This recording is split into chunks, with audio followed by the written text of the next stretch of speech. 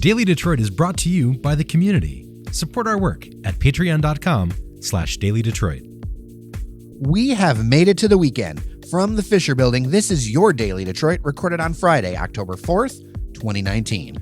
I'm Jer Stays, and we're going to run down what to know around the Motor City right now.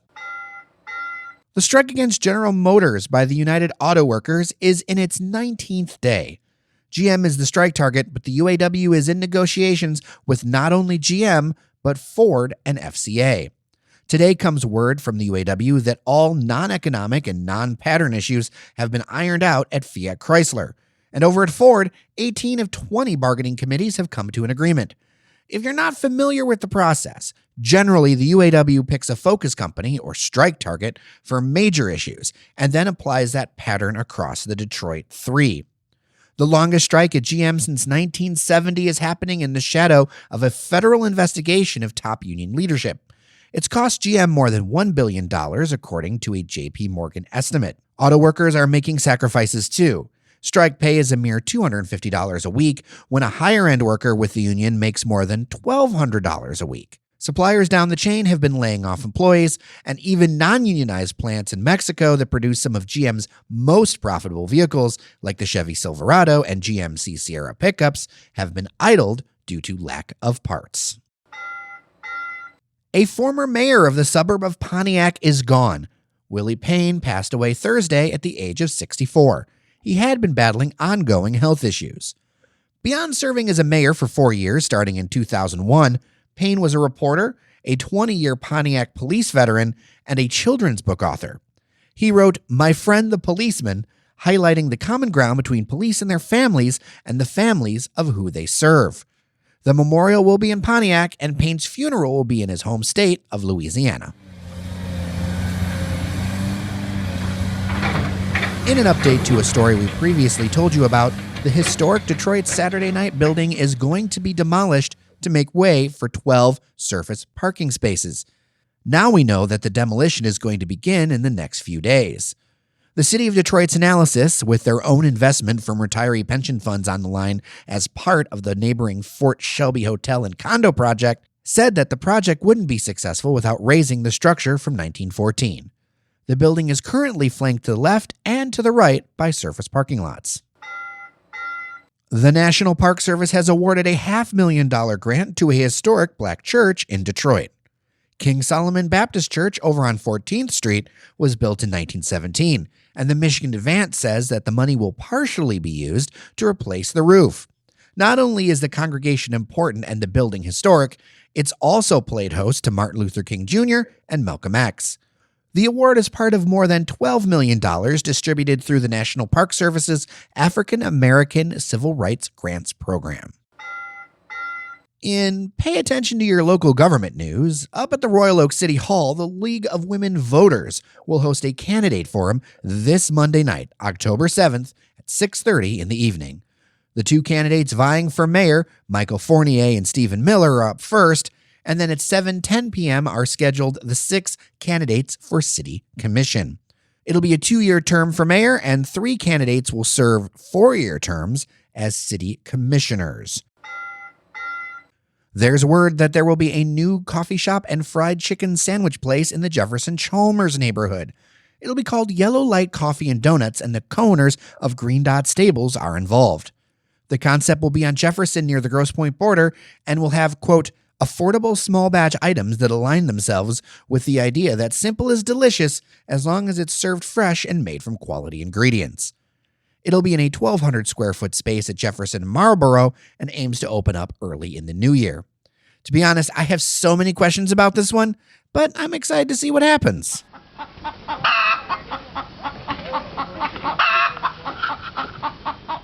Brewery Faison is opening up later this month, according to Eater Detroit. They're making Belgian-style brews and plan to be open in time for the Detroit Beer Festival, kicking off Thursday, October 24th. This new brewery will be on Beaufait on Detroit's east side, with 2/3 of the space devoted to production and about 1/3 to a tap room. I'll put a link to the full story in the show notes. You may have heard of tiny houses, but what about tiny weddings? Joining me on the line is Karen Hales from Zingerman's Cornman Farms. That's in Dexter, just about 45 minutes from downtown Detroit. There, they do weddings that have all the fancy historic farmhouse trappings and the important ceremony bits, but they're turnkey and tiny. So how did this come together? Yeah, so for us, it was a lot of we as Zingermans have a lot of emotion around our customer service. It's probably the thing we're known best for.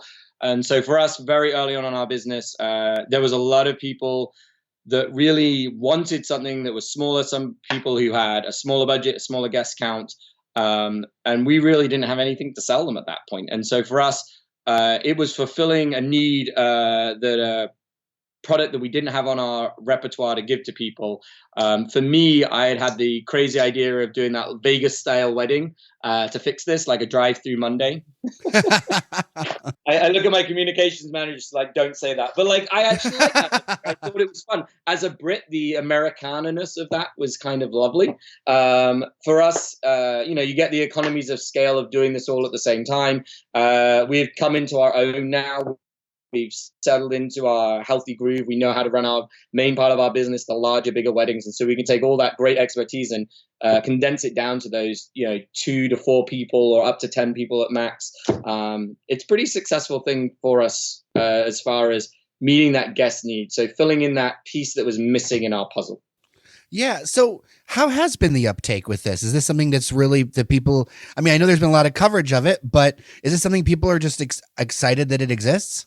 I'm excited that it exists. It was nice. This is the first wedding product that we've got that you can just order online, which is a pretty odd experience of ordering a wedding. So you can go through the Tiny Weddings website, you pick a couple of variants like your cake sponge flavor, the day of the week, the time that it's going to be, and you're pretty much booked with us. I think for us, as far as it being booking, it was booked the first one in the first 2 days of the website being up or something crazy like that. We gave a sneak peek.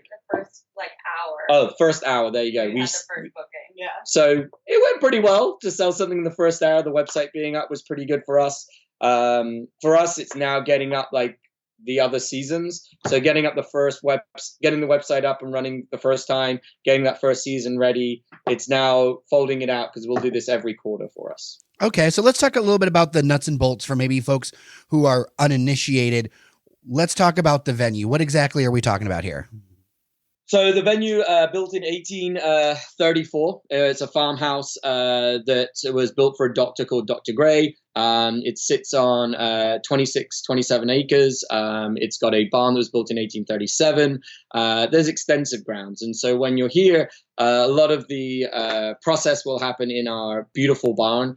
And for us, you then get to take photos on the whole ground. So somebody who usually books out the whole space for us gets to be here for hours and hours. This is an hour and a half of that time to be able to get out there. And so we've got this beautiful garden that was picked up by Harper's Bazaar as one of the top 21 gardens in the world, which was pretty nice of them to say. For us, they get those pictures outside and inside of all different parts of the property for us. So it's like, for me, I've always described it as like, when if you have been married or had the ceremony, you get all these pictures, like hundreds of them, but really you only end up with like 3 or 4 that you're going to put on your wall or show people on a regular basis. And so for me, you get to capture those moments of those without having to have all the other noise that comes along with a larger wedding. And as far as what are people going to get, because one of the things that I think maybe this is kind of dovetailed onto is this whole like tiny house trend, tiny minimalized living, all of that kind of stuff. I mean, personally, one of my friends actually recently moved to New Zealand. And so that got me stuck onto a YouTube channel from New Zealand that just travels the world looking at tiny houses. And when you look at these places, you realize you're not giving up functionality. You're just making choices. So what kinds of choices are involved in this package? Yeah, I think it's a nice way to describe those like shepherd's huts and those small houses that is part of the housing movement is you get all of the things. It's just a smaller size or a smaller amount of what it is. So for us, you get access to our venue. It's for a less of a time. So instead of being here from 10 o'clock in the morning till midnight, you've got us for an hour and a half. You've got a wedding coordinator. So that's the same person that's planning those 300 people's wedding for an entire weekend can focus on you for that hour and a half. You've got the ceremony officiant, so that person to get you married, you don't have to worry about that. You're going to get the photographer, and that photographer is somebody that's been out here a lot, so they know their way around our property. They know the right places to go take those photos, and you get like 45 of those images. You get the bouquet or the boutonniere, or a combination of both. You get the tiny wedding cake, so you get that beautiful moment of cutting a wedding cake. You got the sparkling wine toast. You've got a wedding keepsake, this beautiful calligraphy piece that comes with it. And then obviously for us, strange thing about my business is the obsession with an animal visit. Okay. Our farm goats come out and spend some time with you. I have no idea how that is like one of our key things that we do on our large weddings. But that's the same thing of when people say the things they wanted, and when we were looking at like what people really want in their wedding, that was something that is very much what Cormorant Farms is as part of that feeling of being here for the lager trip packages, to be able to be here for that. And so for me, like the tiny home, you've got all of that stuff. It's just crammed into a slightly smaller space, smaller time frame instead of space for it. And for me, I got married and I was 21 people. I got married in my house back in the day, right? We were meant to get married outside and ended up raining that day. So we converted my house that we're in right now to where we do the ceremony. And to me, that small number of people is a really tangible thing. And we've had people where they've canceled their big wedding somewhere and they just want to do that for the tiny wedding and save all that money. There's people who just want to take the pressure out of then having the big party. So we definitely have it on large weddings already, but some couples will go get married. So there's no pressure of the ceremony bit on the day they want to celebrate with their friends, and have another ceremony, but they're already done with that piece. And I think some element of both of those can fit into this mix as well. And one of the things that I like about this whole thing is the location. So you're near enough to like Ann Arbor and Detroit, but you're far enough where you're actually like have the magic, right? Because one of the cool things about this the venue and the location, like if you're in the middle of like Royal Oak or Madison Heights or something, it doesn't feel like a destination. You all seem to be just far enough where it can still feel like a destination from both places. Yeah, I wish when I purchased the property, I could say that was well thought out. But it is. It's very I mean, you sweet. sound like you look like a genius. Yeah, it's great. That's what I say to everyone. But like where it is, like it's that 45 minutes from Detroit. It's that 15, 20 minutes from Ann Arbor. Ann Arbor's got one of the largest hotel room pools for us when we do large weddings in different pieces. But you feel like you're out in the countryside, and I mean properly out in the countryside and separated from. When you're here, it's like being on that compound of being away from the world. And I think that's an important piece. I think interestingly, parts of like wedding history is that weddings never happened in churches back in the day. They always happened on barns or in farmland where people could celebrate. And so it's kind of nice to go back into that piece as far as why we do them out here, and that's part of the history of weddings. Well, where can people find out more information or book their own tiny wedding? Anyway, so you literally can go to thetinyweddings.com. We brought the URL, which was genius. At least when we thought about that, it wasn't like making the mistake of not buying the URL early. We managed to get that early. But if you also go to cormanfarms.com, the same thing will come up. So I'll link you to be able to get there. And for us, we have a few people. If you can imagine, we've got lots of different packages. You might not be in our beautiful tiny weddings. It might be in the elopement or the intimate wedding or the really big wedding, and really see what those variants of budget or time or number of guests you want. We can fit you in now in pretty much every slot, which is, I think this, like I said, this was the piece that was really missing of that entry level place, but still getting all the bang for the buck.